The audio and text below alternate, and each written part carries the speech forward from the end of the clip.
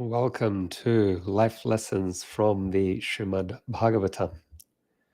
Today, we are discussing the 50th chapter of the Srimad Bhagavatam, and this concerns the attack on Mathura by King Jarasandha.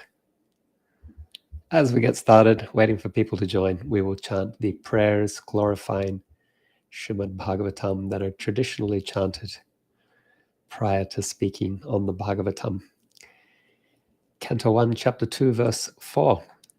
Narayanam namaskritya naram chaiva narottamam devim sarasvatim vyasam tato jayam udirayet.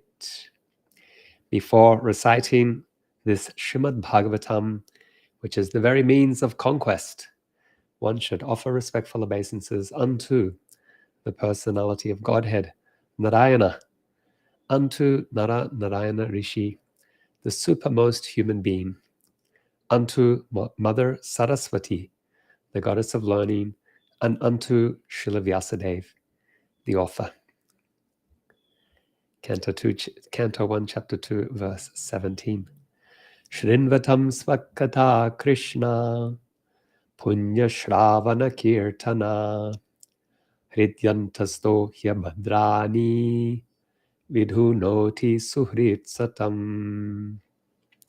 Sri Krishna, the personality of Godhead, who is the Paramatma, Supersoul, in everyone's heart, and the benefactor of the truthful devotee, cleanses desire for material enjoyment from the heart of the devotee who has developed the urge to hear his messages, which are in themselves virtuous when properly heard and chanted.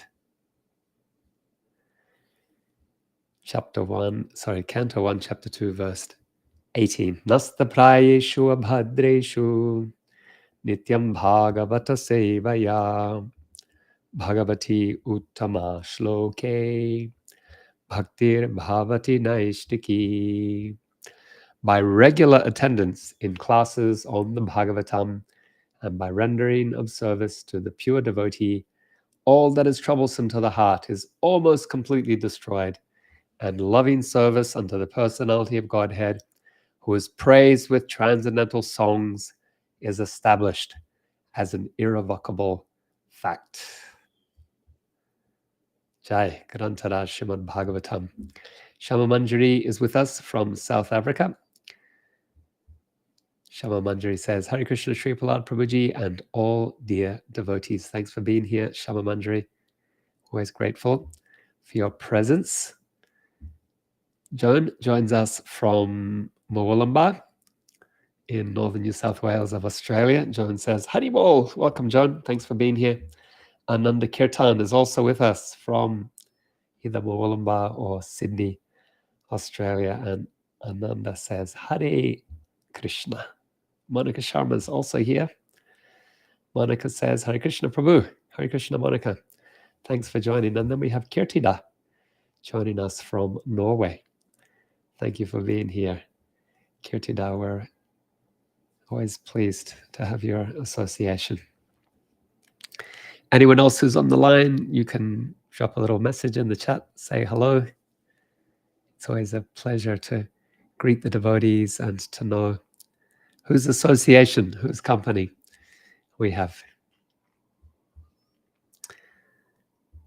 All right, so we will begin then welcoming everyone, all of you, to Life Lessons from the Srimad Bhagavatam, where each week, twice a week, we discuss a section of the Bhagavatam and consider lessons that we can apply in life. Today, our topic is Jarasandha attacks Mathura, the perils of materialism. Let's bring that title up on the screen. There we are. This is based on Srimad Bhagavatam, Canto 10, Chapter 50, verses 1 through to 47. I've written a book called Leadership Lessons from the Bhagavad Gita, and sometimes I'm invited to give seminars on that topic. In fact, I've also given seminars on this at Google and Intel in Silicon Valley, as well as to ISKCON leaders in different places in the US and in India as well. And at one point in the seminar or the workshop, nearer to the end actually, I invite leaders to reflect that one among 5 factors of action, referred to as the Krishna factor, or the 5th factor, and that is Krishna's mercy. And so amidst all of our planning and strategy and thinking about how we can achieve certain objectives, I ask leaders not to lose sight of the power of Krishna's mercy and how, in fact, Krishna's mercy makes even the apparently impossible objective possible. And so when I ask leaders to reflect on this and I get them to share stories, it's actually one of my favorite parts of the workshop, because devotees share these incredible tales. And so the point of the exercise is not to overestimate the importance of material power and underestimate the power of Krishna's mercy. Even as I speak to you right now, I'm in New York City, and sitting here, I think about Srila Prabhupada's coming to the city at the age of 69 with just a few dollars in his pocket and a box of books, and the incredible miracle of his establishing a worldwide spiritual movement within just a few years. So I'm sure if you reflect, you will also find that you have stories as well, stories of Krishna's mercy, enabling you to achieve what appears to be impossible. And so today we can think about this within the context of Jarasandha's attack on the city of Mathura. So once again, we're discussing Srimad Bhagavatam, Canto 10, Chapter 50, verses 1 through to 47. Om Namo Bhagavate Vasudevaya. Om Namo Bhagavate Vasudevaya. Om Namo Bhagavate Vasudevaya. We will discuss this section under 3 headings. 1, Kamsa's queens appeal to Jarasandha, verses 1 through to 4 of this 50th chapter. 2, Krishna decides to fight Jarasandha, verses 5 through to 19. And 3, Krishna and Balaram battle with Jarasandha, verses 20 to 47. So we begin with our first topic, the Queen's appeal to Jarasandha. Excuse me. It felt like I was going to sneeze there, but it didn't come, which is good for you because I don't like sneezing into a microphone. Sukadeva Goswami said, when Kamsa met his fate, he was killed by Krishna. His queens, Asti and Prapti, went to their father's home in deep sorrow. There, the grieving queens disclosed their widowhood to their father, King Jarasandha of Magda. They have become widows because Krishna has killed their husband. Upon hearing this woeful news, King Jarasandha, filled with sorrow and anger, began plotting a relentless campaign to rid the world of the sadhus. Overreaction? I'll let you decide. He assembled a force of 23 Akshohini divisions. Now you might be wondering what an Akshohini is. It's a battle formation. It comprises, according to the Mahabharata, part 2, I think it's the Adiparva, chapter 2, verses 15 to 23. It comprises 21,870 chariots, 21,870 elephants, 65,610 horses, and how many humans? 109,350 infantry. he had 23 of those. So 23 Akshohini divisions. And with this formidable army, he laid siege on Mathura, the Yadu capital.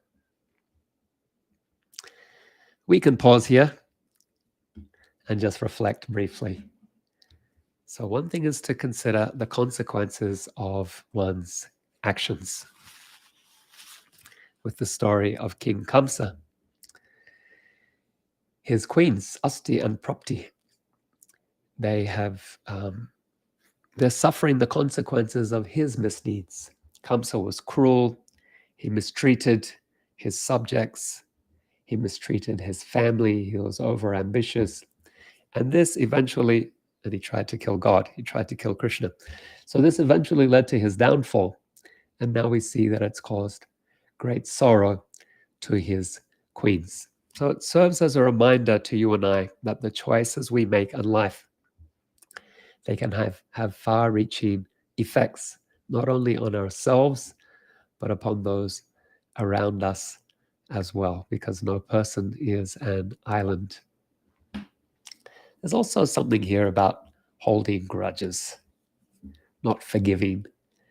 The reaction of Kamsa's queens and complaining to Jarasandha, as well as Jarasandha's own reaction to the news of his daughter's widowhood, and then is planning to wage war against all the Yadavas and to destroy their city. It teaches us about the dangers of holding onto grudges and seeking revenge. If you remember, when Krishna killed Kamsa, he also took the time, we pointed this out, to console Kamsa's queens. He spent time with them. He sought to console them. He was very kind to them. He also ensured that their husband Kamsa was treated with dignity, that his body was treated with dignity. And there was a proper ceremony befitting a king. Nonetheless, they have held on to the grudge. They have not forgiven. They've sought revenge, and they've dragged their father into it. And so this story can highlight for us the importance of forgiveness and letting go of past grievances to avoid perpetuating a cycle of violence and suffering, because we'll see that this is what unfolds. Okay, let's go to the second part then, verses 5 to 19. When Krishna witnessed Jarasandha's massive army surrounding his city of Mathura like an overflowing ocean, sowing dread among all the subjects of Mathura, Krishna contemplated the appropriate response, also considering the purpose of his appearance, of his incarnation. Remember, he's been requested to appear by the demigods, by Bhumi Devi, who was concerned about demons appearing in the guise of the royal order. So these are Krishna's thoughts. Sukadeva Goswami reveals to us what Krishna is thinking. He considers this vast army amassed by the king of Magadha, Jarasandha, with its many akshohinis of infantry, horses, chariots, and elephants, is a great burden on the earth. I should disband this force, but it's best not to slay Jarasandha. He will certainly gather another army in the future, because he holds grudges. He doesn't forgive. He doesn't let go. So Krishna anticipates what he'll do. My current appearance aims to relieve the earth of its burdens, to protect the pious, and to destroy the miscreants. I take incarnations to protect Dharma and destroy adharma, whenever it prevails with the passage of time. And so Sukadeva Goswami says, as Krishna was thus thinking, two radiant chariots descended from the sky, complete with drivers. Who's Krishna's driver? Daruka. Now you know how Daruka appeared. And weaponry. What are Krishna's weapons? Because he's come from Vrindavan, right? In Vrindavan, he has a flute, he has a buffalo horn, he has a rope. But then when he's in Mathura, he has weapons, famous weapons. Maybe in your mind right now, or if you're next to somebody, you can recollect those weapons. What does Krishna have? He's Chakradhari, he has a disc, he has a club named, fill in the blank, maybe in the chat. This is a good chance to involve you all. What is Krishna's club's name? And his, okay, let's, even if I start speaking, you can type in the answers. Krishna's club has a name. Krishna's bow has a name as well. Krishna also has celestial horses, 4. They have names. Maybe you can type the answers to these questions into the chat.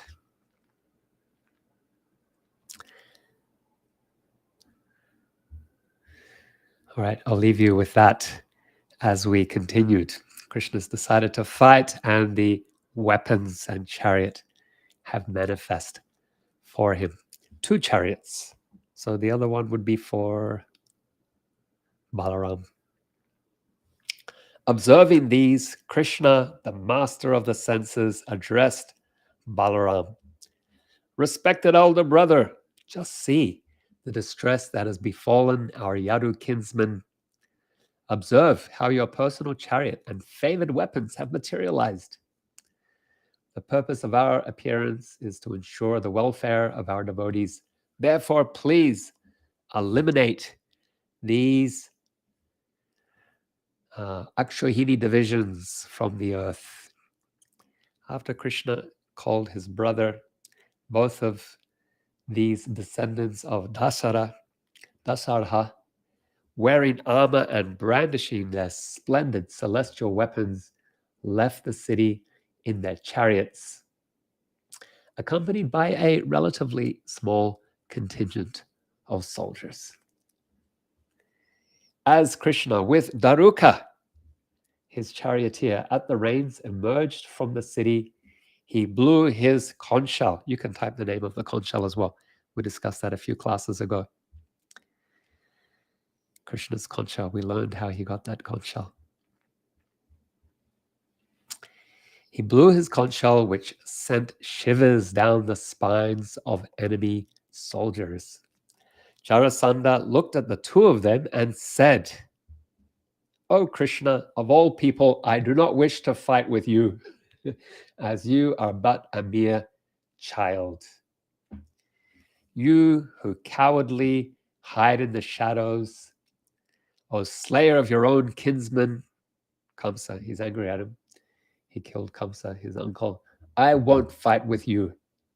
This comes up later in the Bhagavatam when Krishna goes with Arjuna and Yudhisthira and Bhima to challenge Jarasandha. He won't fight with Krishna. He considers Krishna beneath him, not a worthy opponent. Then he turns to Balaram and he says, "Hear this, Balaram, and if you desire to battle with me, you may, if you decide to do battle with me, just be warned that your body will be torn asunder by my arrows, and thus you will attain heaven, or you will slay me. Either way, we are great heroes, both of us, and there will be a great battle between us." Krishna, he responded, because he's been insulted by Jarasandha. He says, "True heroes prove their strength through their actions, not boasts. Your fear and desire for self-destruction render your words unworthy of attention." Okay, so we can pause here. We can reflect on a few things. One is Krishna's decision not to slay Jarasandha. He's already decided how this battle is going to play out and what he wants to do. Jarasandha's thinking between him and Balaram, one of the 2 of them will die. But Krishna's already decided, no. Balaram will live because he's the Supreme Personality of Godhead. Jarasandha will live because I'm not going to kill him. And so why is he doing this? Krishna's he's teaching us one of the things we can learn here, the value of making well-considered choices and not resorting to violence unless absolutely necessary. There's also something about the wisdom and strategic thinking or planning in navigating life. Krishna has a purpose in not killing Jarasandha. He stated it earlier, we read it. He knows Jarasandha won't give up the grudge, that he will keep coming back with more and more soldiers to be slain by him. And the understory for the Mahabharata and the Bhagavatam, this part of the Bhagavatam, is that these soldiers are actually demons. They have invaded the earth. They're using the earth as a landing post or an outpost for further universal inundation. Start with earth and then from the earth go up to take the heavenly planets as well. So Krishna knows we won't kill Jarasandha. We'll let him keep coming back and bringing all of his armies with him. And thereby, just by staying in Mathura, we'll be able to relieve the earth of its burden, teaching us the power of wisdom and constraint in our decisions, in our actions, our behavior. There's also something about Krishna's words. He's been insulted by Jarasandha, but he refuses to be drawn into a verbal duel. He doesn't bother to really defend himself here. And so there's also a lesson for us as well about how to handle adversity and disagreement with dignity and self-control, remaining calm and composed when faced with challenging individuals or situations. And then another really nice lesson for us to consider is this manifestation of divine support. These two radiant chariots with divine weapons, teaching us how we may receive unexpected support and assistance when facing challenges, particular when we're committed to a righteous cause, when we're committed to service to Hari, Guru, and Vaishnavas, or to Guru and Gauranga. Then we receive support from Krishna and his agents. Miracles happen.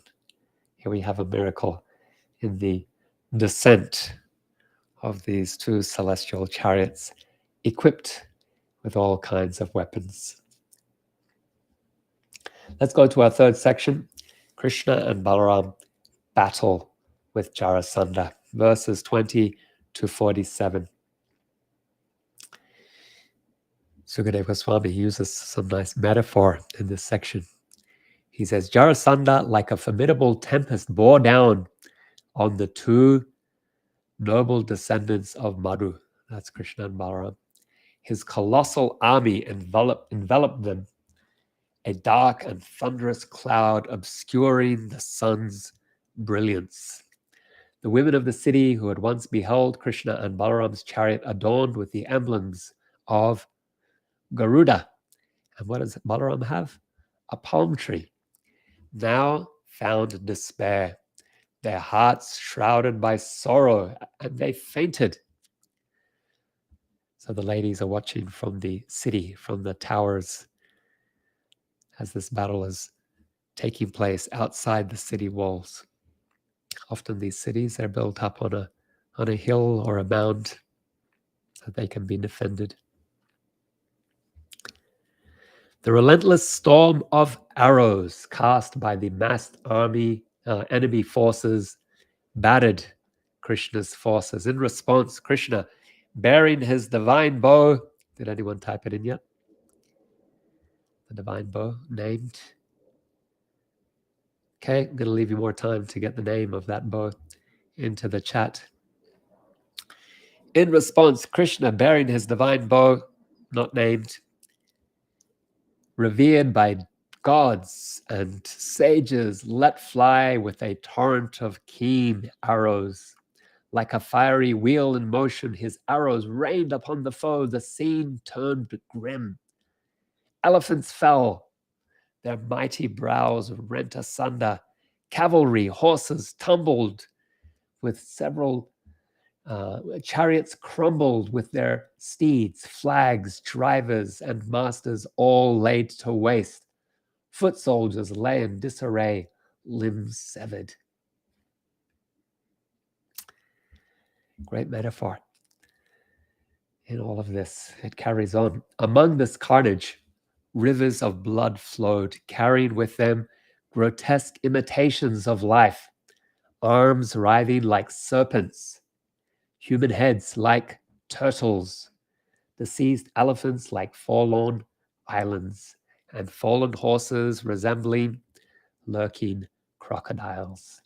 Their hands and thighs assumed the forms of fish.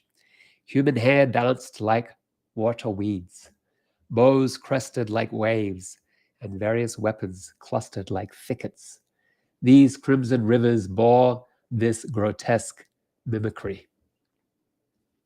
For Krishna, the controller of the three worlds, the source of creation, preservation, and dissolution, subduing this opposing army was scarcely a wonder. Yet he performed these actions, imitating human activity, and the sages glorified his achievements. Jarasandha, now bereft of chariot and bereaved of his soldiers, clung to the last vestiges of life. At this juncture, Lord Balaram, much like one lion seizing another, captured the formidable warrior. Employing divine nooses of Varuna and other mortal bonds, Lord Balaram tied up Jarasandha, who had vanquished numerous foes. However, Lord Govinda had a mission yet to fulfill through Jarasandha, and thus instructed Balaram to release the king. Jarasandha, once highly honored by warriors, was left disheartened after his release by the two universal laws. He resolved to embark on penance, but along the path, other kings persuaded him to forsake the path of renunciation, explaining that his defeat of the others was simply the echo of his defeat by the others was simply the echo of his past karma. Defeated and deserted, King Jarasandha returned sorrowfully to the kingdom of the Magdas. Lord Mukunda returned to the city unscathed by the tempest of opposing armies. He received the glorification from the celestials who showered flowers from above. The people of Mathura, freed of their fear and enveloped in joy, gathered to greet him. Professional bards and heralds sung of Krishna and Balaram's triumph. And as they entered the city, conch shells and kettle drums resounded. An orchestra of many instruments played in harmony, and the streets sparkled with fresh water. Banners adorned the roads, and the gates were festooned in celebration. Citizens rejoiced, and Vedic hymns echoed through the city. Women gazed upon the Lord with affectionate eyes filled with love, offering flower garlands, yogurt, parched rice, and tender sprouts. Lord Krishna presented Ugrasen Maharaj, the Yadu king, with the fallen soldiers' countless ornaments. In this manner, Krishna had prevailed in battle 17 times against the king of Magda. So Jarasandha did indeed return, as Krishna anticipated he would. Under Krishna's protection, the Vrishnis consistently vanquished Jarasandha's army. Once his troops were annihilated, he was spared by his adversaries and retreated. So we can pause again and reflect on the supremacy of spiritual power. The repeated defeats of Jarasandha's much larger armies by Krishna and Balaram underscore the dominance of spiritual power over material strength. Jarasandha, he placed his trust in material might, but his repeated losses reveal the fallacy of this idea. And so the lesson for you and I is that having all the material resources in the world does not guarantee victory, but aligning ourselves with Krishna and Krishna's will ensures triumph. The other great example is the battlefield of Kurukshetra, where the Kurus, headed by Duryodhana, had the superior army. Yudhisthira and the Pandavas had the lesser army, but they had Krishna on their side, and therefore their victory was assured. Yatra Yogeshwaro Krishna, Yatra Partur Dhanurdhara, Tatra Shrir Vijayo Bhutir, Dhruvam Niti Matir Mama.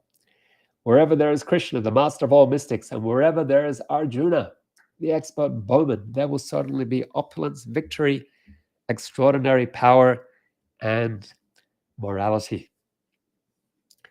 Sanjaya says, this is my opinion.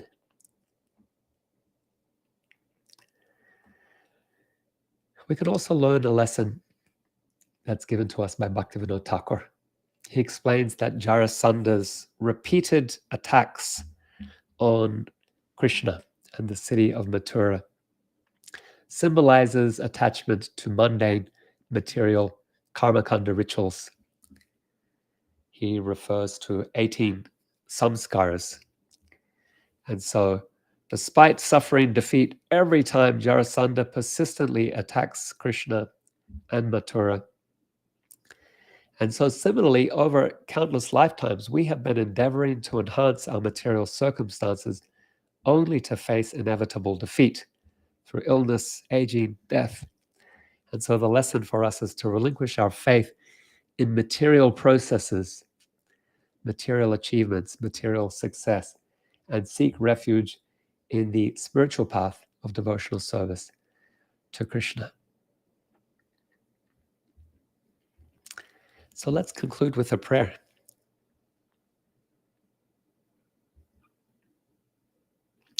Beloved Krishna, from Jarasandha and his daughters Asti and Prapti, we glimpse the peril of nurturing grudges, the poison that festers in the heart, their thirst for vengeance, their relentless campaign to rid the world of the Yadavas, illustrates the futility of clinging to anger and hatred. In this, O Krishna, you teach us the paramount lesson of forgiveness, to release the shackles of animosity, to seize the cycle of violence, and to embrace the light of reconciliation. The grace and composure with which you face the tempestuous words and taunts of Jarasandha reveal a profound lesson in maintaining composure amidst the tempests of life. O Lord, in our own encounters with adversity and conflict, may we remember your example, finding strength in silence and composure in chaos. The descent of your radiant chariots and the divine weapons highlight the principle that in our own lives, we may receive unexpected support when committed to the righteous cause of your devotional service. This resonates deeply within our souls, O Krishna, reminding us of the unseen hands that guide us when we walk the path of devotion to you. Your victory over Jarasandha's larger armies reveals the supremacy of spiritual power over material might, illuminating the path of spiritual awakening. We are humbled, O Lord, by the realization that our worldly treasures can't guarantee true victory, but with you, we shall always conquer. Much like Jarasandha's relentless attacks on Mathura, despite repeated failures, we too have been ensnared in the endless cycle of worldly pursuits, only to meet the inevitable foes of disease, aging, and death. O Krishna, may we heed the call to relinquish our faith in transient material rituals and instead take shelter of you.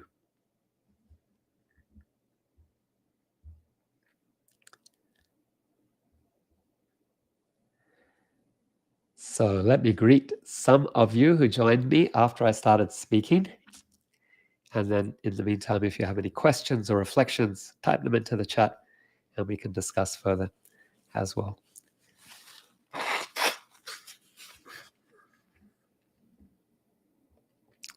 And I want to see the name of Krishna's bow. No one's typed it in yet that I can see.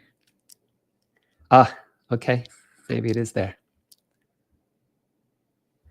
Good. So Janaki is with us from Hungary. Janaki says, Haribol from Janaki Dasi. Thank you for being here, Janaki Dasi. Great that you can join us.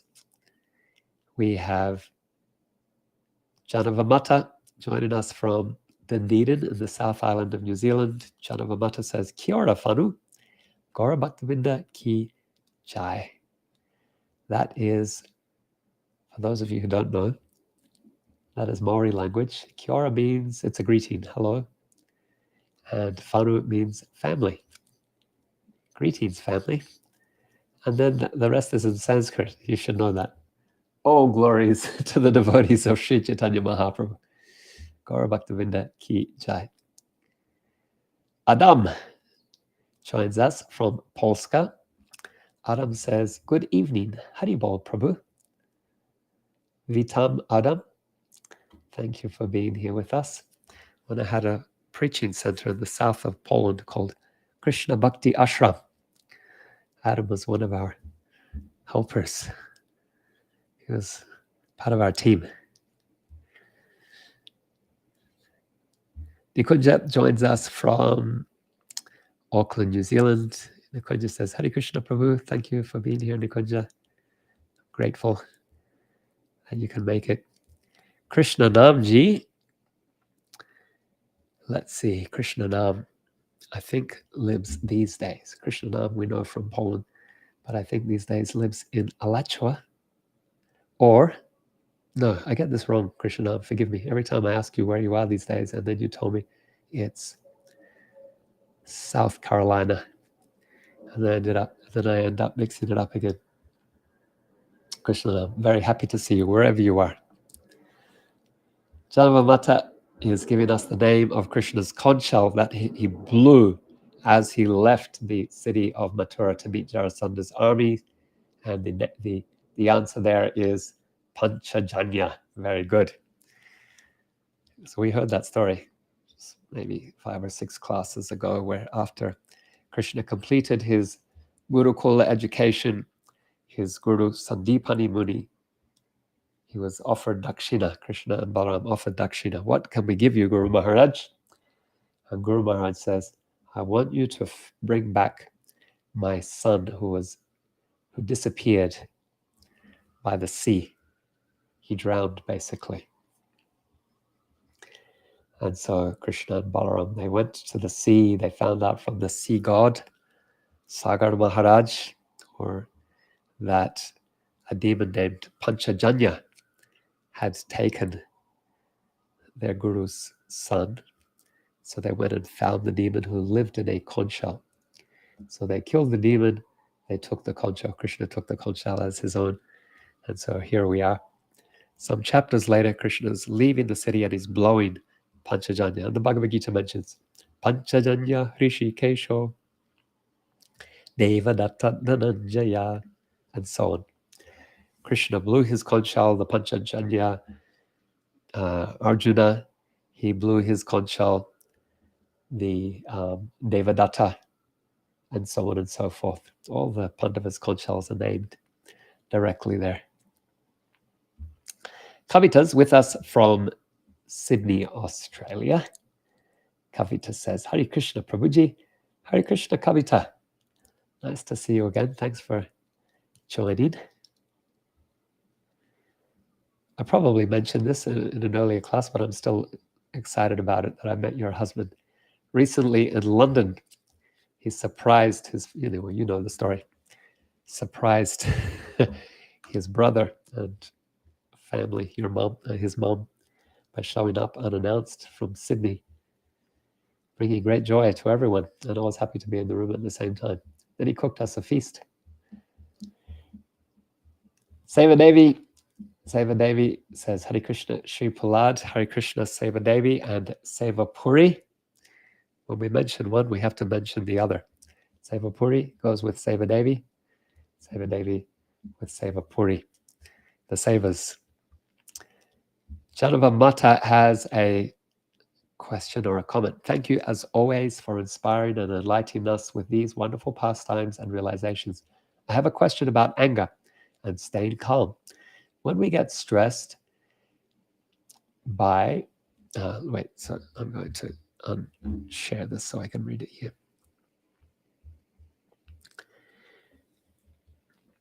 When we get stressed, we produce cortisol and adrenaline, powerful neurotransmitters, and that go immediately to the fight or flight part of our brain, giving us lots of energy to protect ourselves. When this happens, the rational part of our brain is overruled by the fight or flight impulse. We are wired this way. How does one deal with this? Is it that those in the mode of goodness and Suddha Sattva don't experience this chemical response? Or do they just control and subdue their anger with higher intelligence? Very good. Thank you, Janavamata. And it's both. So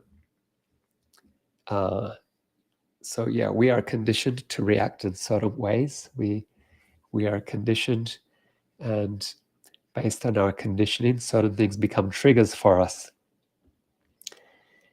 Things that would not be a trigger for another person, for us, they're a trigger just because of our conditioning. And so we go into flight or fight mode because of how we interpret what somebody said. It resonates with us deeply in one way or another based on our conditioning and previous experiences. So that's one part of it. We can train ourselves to not be triggered by those things. And the other part of it is that even when we are triggered, we can also learn to how to deal with that.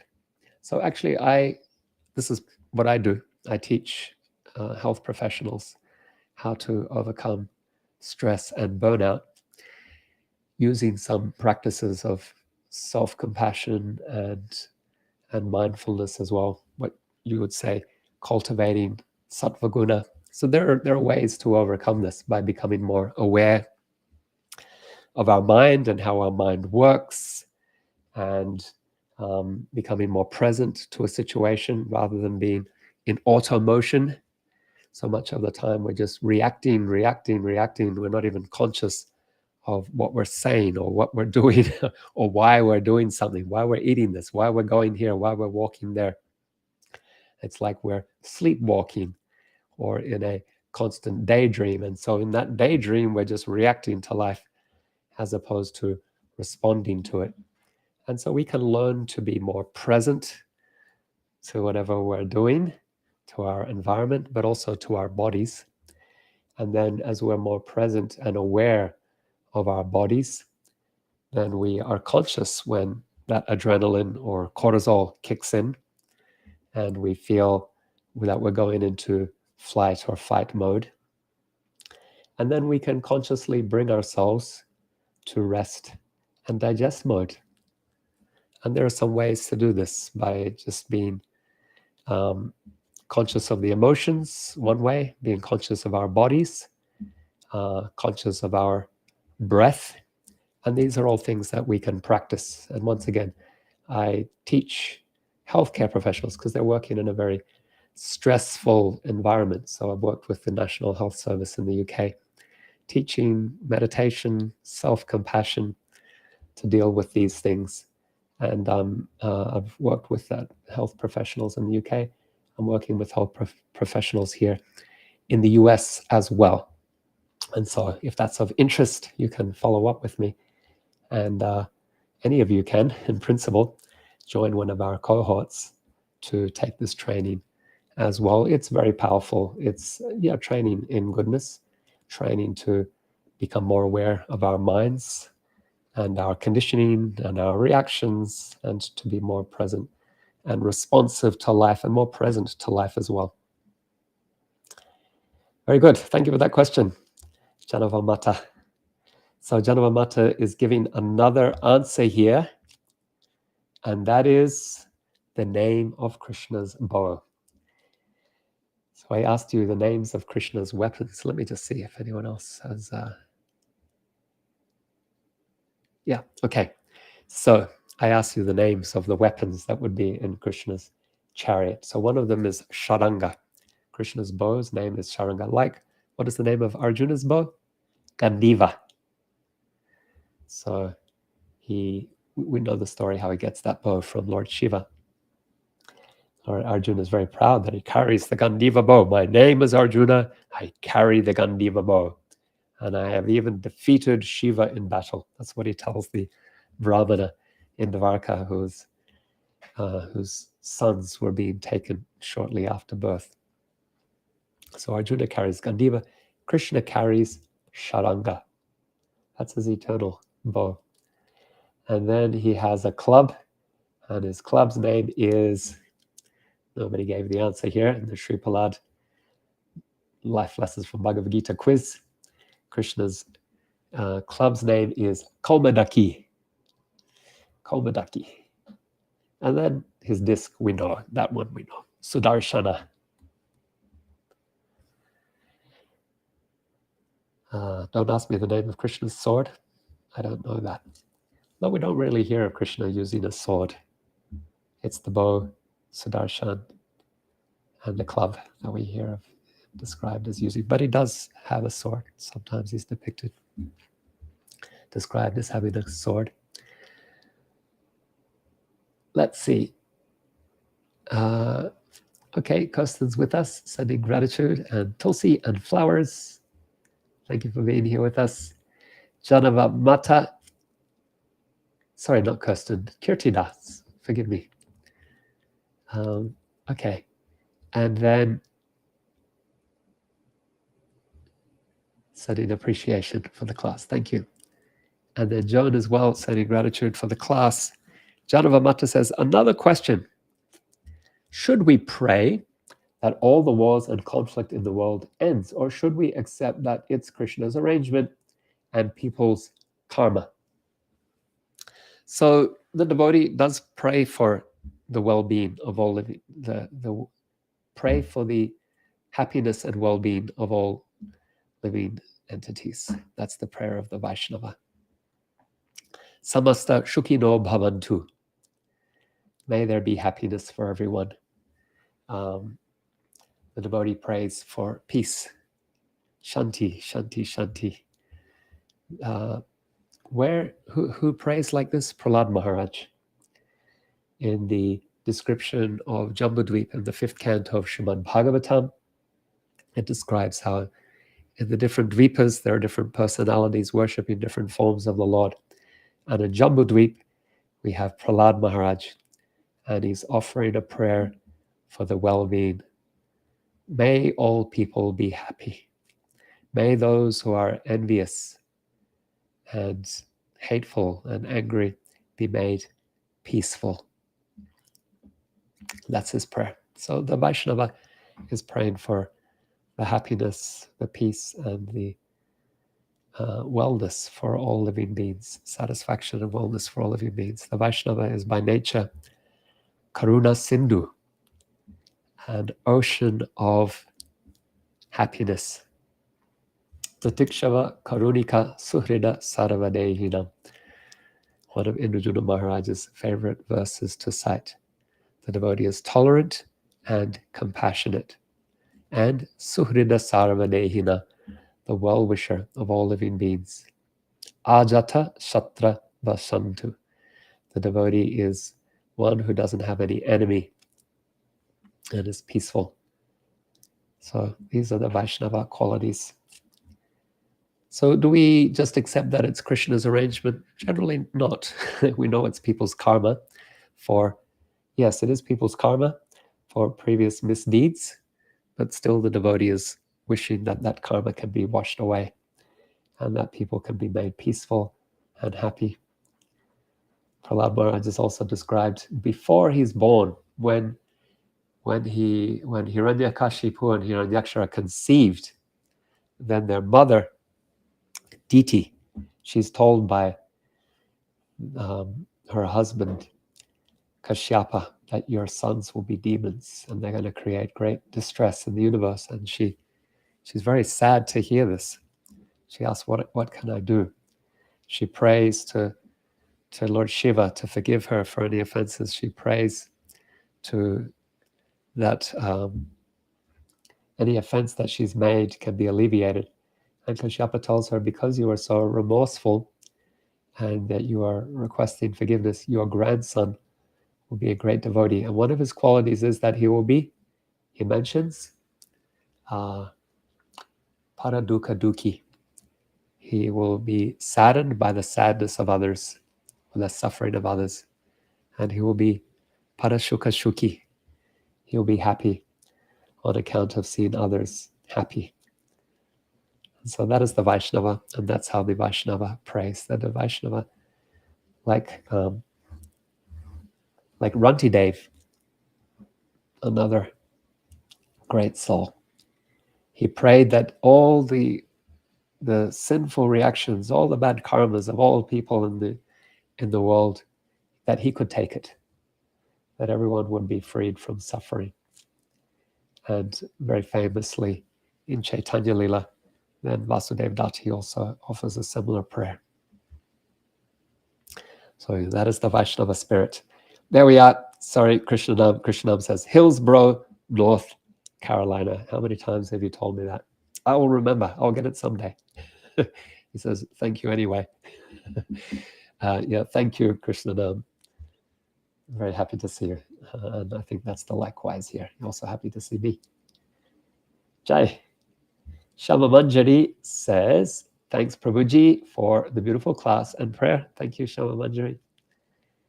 Shama Manjari says, Krishna's conch shell. Ah, okay. Danmo. So yeah, Krishna's conch shell is Panchajanya.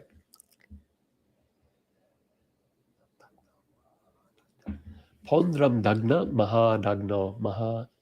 Pondram Dagna Mahadagno Bhima Karma Rikodara. I think maybe Bhima's conch shell is Pondram Dagna Maha Shanko. I'm not sure. We'll have to look that one up. Okay, Nikunja says, thank you, Prabhu. I was listening to Arjuna Maharaj's class just a few days ago, which was about Krishna's conch shell Panchajanya. Arjuna's is Devadatta and Bhima's as Pondra. Very good, yeah. So Panchajanya Rishikesho, Devadatta Dhananjaya, Pondram Dagna Maha Shankho, Bhima Karma Bikodara. Excellent. Thank you for that, Nikunja. Very good. And Nikunja says, and Krishna, there you are, there's the answer. I already gave it, Nikunja, but forgive me, you must have given it before I saw your comment. Nikunja says, Krishna's club is Kaumadaki. Excellent, and that's mentioned in the Bhagavatam. Thank you, Nikunja. Janavamata says, thank you. What a wonderful answer. Very interested in what you're doing to help others grow.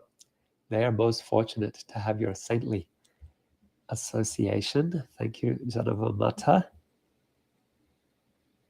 It's kind of you to say. It's a nice service. That's how I see it. Offering service to others, to help others grow. And doctors, they're serving the world with their work. And so to be able to serve and support them is also nice opportunity. But it's not limited to doctors. That's just who I focus on. But it's open to any healthcare professionals and basically anyone who wants to take advantage of that. Nikunja says, replying to Nikunja Knight, my dear friend's name. Ah, okay.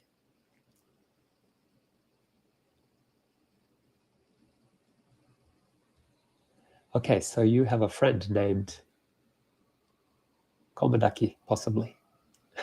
Not sure which comment you're responding to.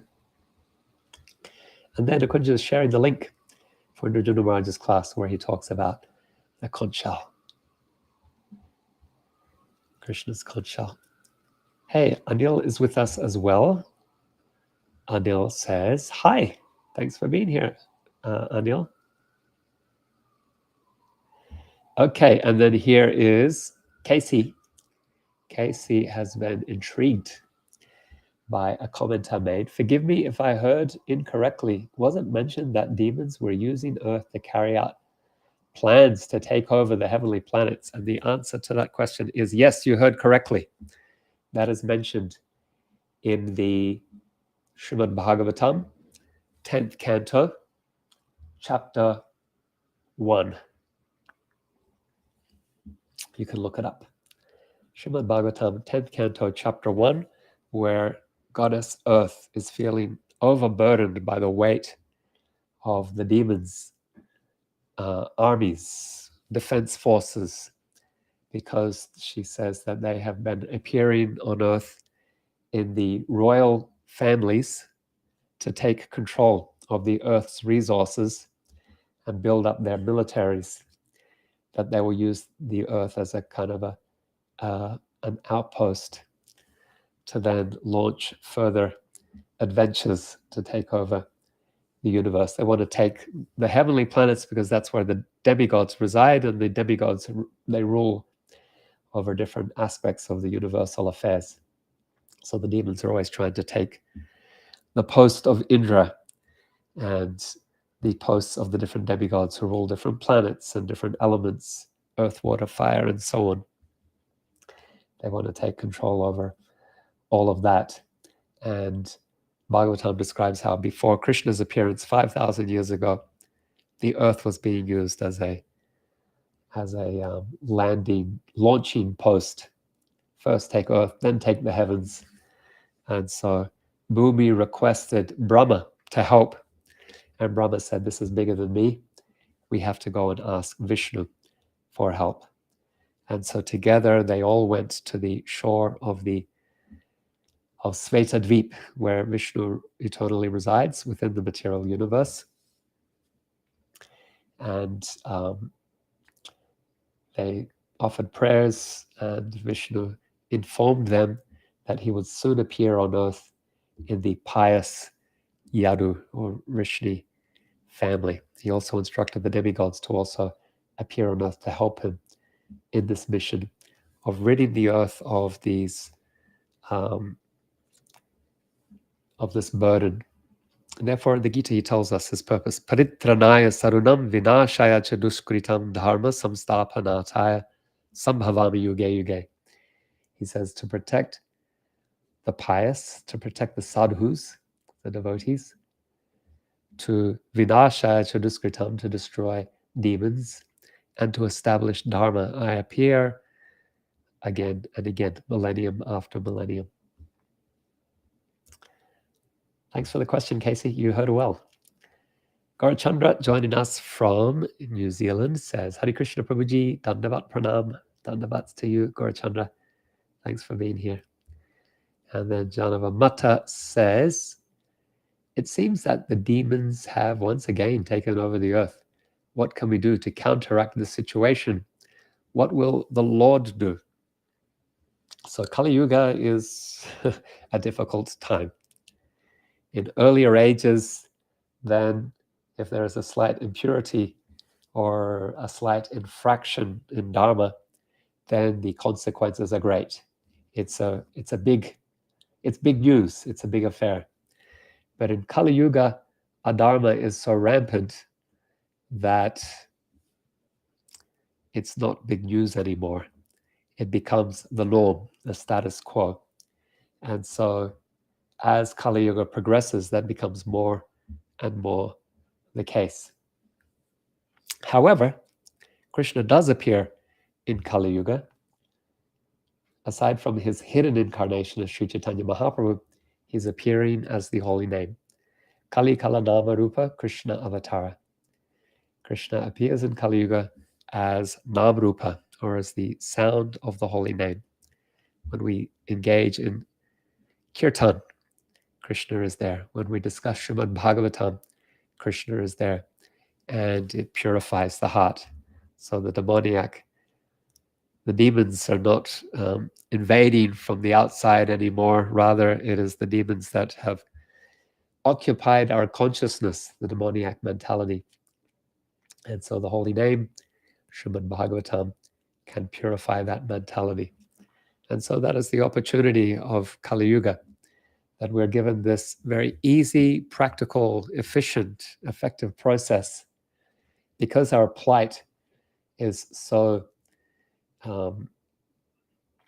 we can say, degraded, and we're given this fast track, easy process to transcendence. What would take much, much longer, a longer time and more effort and more discipline, more rigor in foregone ages, can be achieved very easily, relatively, by chanting holy names.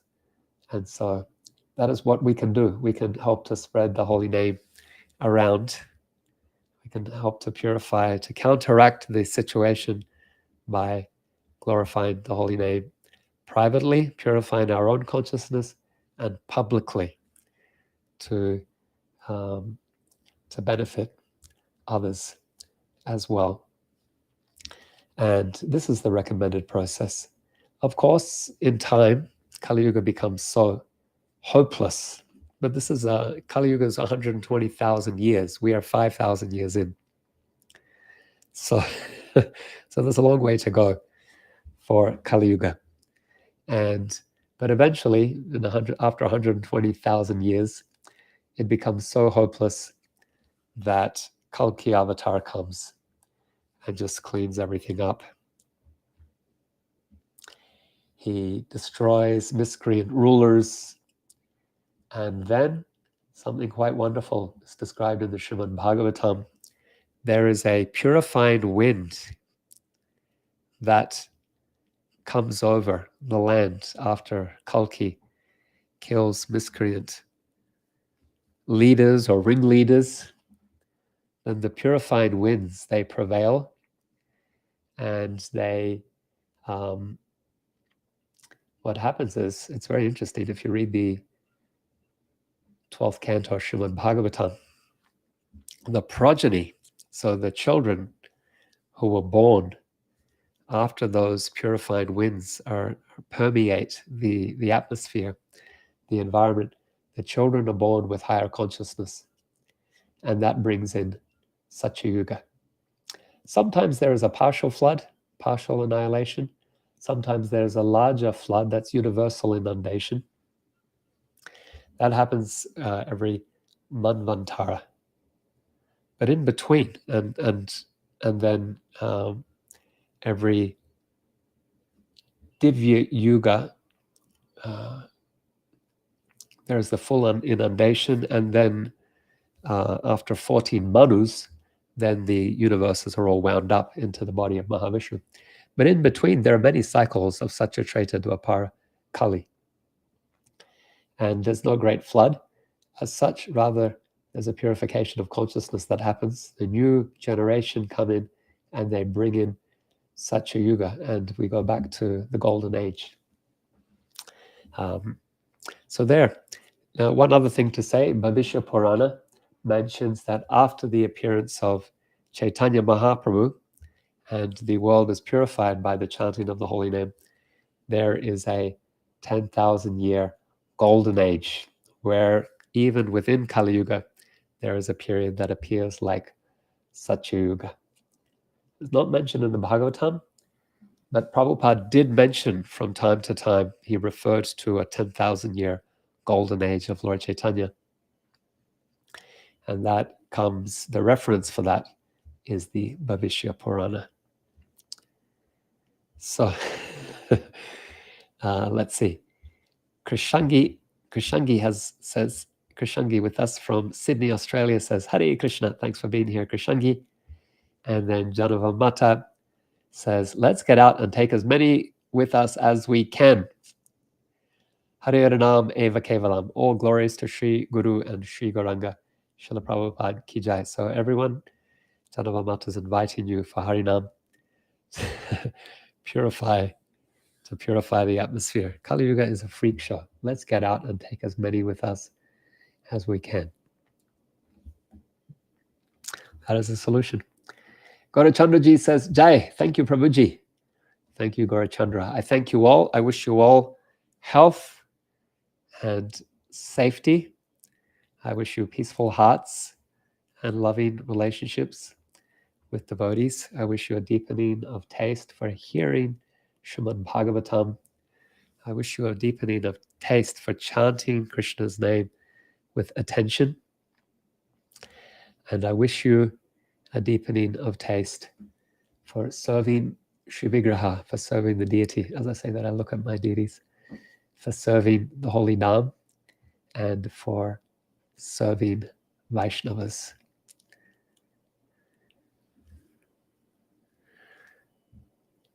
Just see, Krishna Nam has another comment here, how he says, Jarasandha attacked Mathura, Dwarka many times.